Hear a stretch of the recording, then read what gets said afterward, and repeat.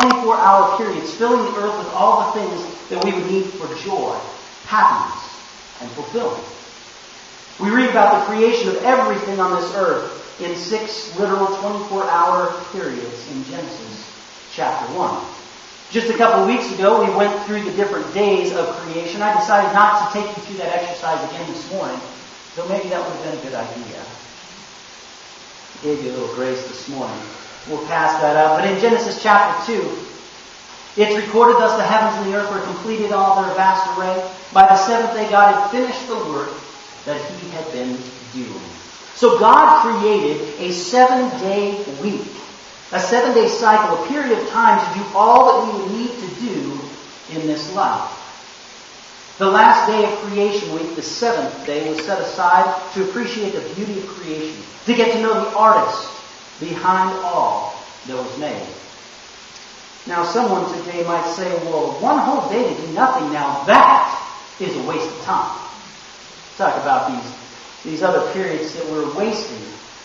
Well, friends, I would suggest that the 7th day, this day of differentness, is not wasted time, but rather the best spent time you could ever spend. It's 24 hours of recharging, reconnecting, rejuvenating. Now, a couple weeks ago we talked about the Sabbath, so I'm going to do just a little bit of review this morning. What day is the 7th day of the week?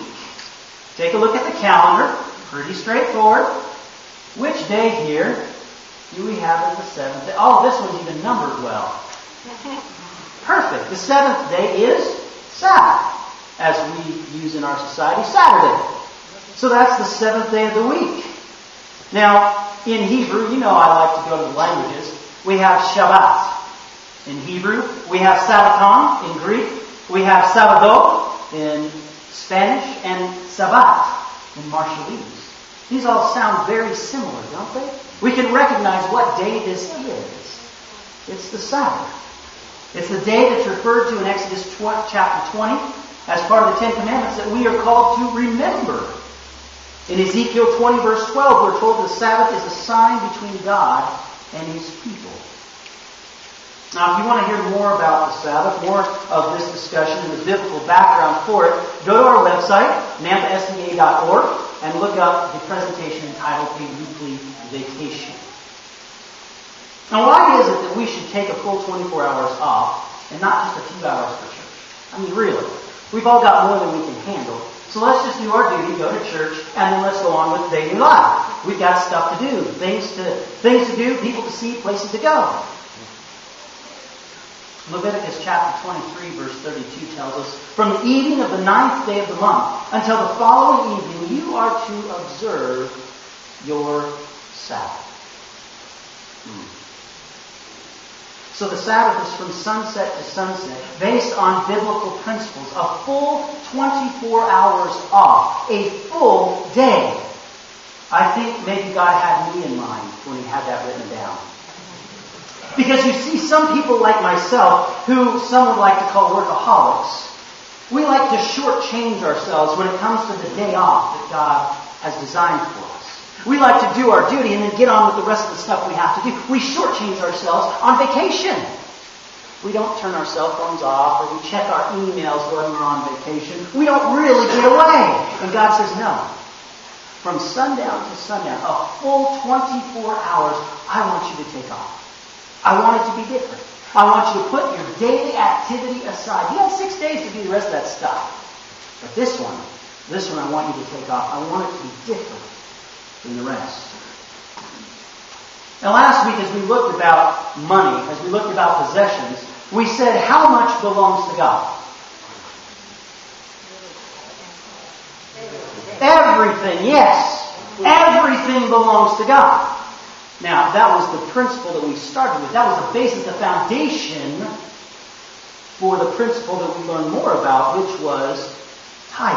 That 10% that God asks us to give back to Him as faithful stewards of what He's given to us. So a tithe, 10% is what He says, I'd like you to give me 10% of your increase, your wealth, your check, in today's terminology. But I believe this principle applies to our time also. Not that God asks for a tenth but that God says, there's a period of time that's special to me. And I want you to spend that time with me. We can't necessarily give God a clock. We can't give Him our time, but we can give Him our attention during that 24-hour period. All of our time is a gift from God.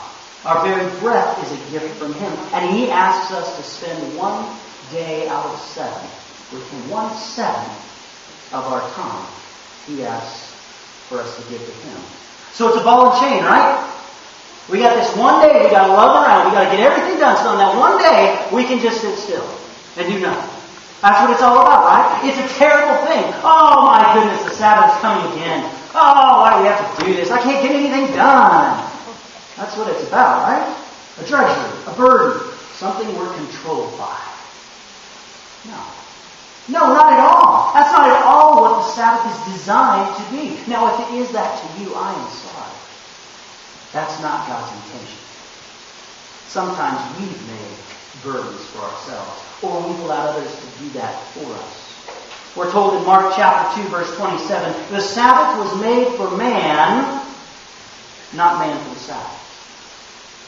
So instead of us being squeezed into this box called the Sabbath is a box of time given to us as a gift. We're not to be squeezed within the constraints of the Sabbath, but it's to be a blessing and enjoyment, a pleasure for us. That's how God designed the Sabbath to be. Psalm 92. You can see there it says a song for the Sabbath day.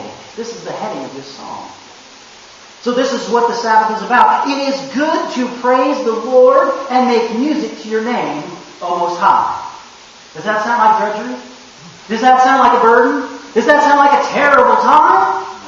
No. It's a time of celebration. A great time to spend with God and with family.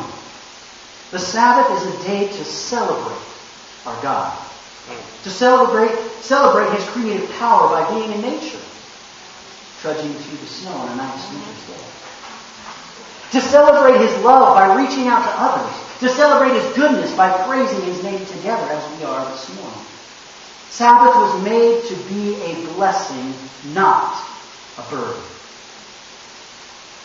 It's 1/7 of our time that God gives us a vacation. For real enjoyment. He says, put away the stuff of the week. All the burdens, all the stress. You can put that aside. Put it all away. Give me 1/7 of your time. And it will be a blessing. And instead of focusing on what we can't do, which a lot of times we do that.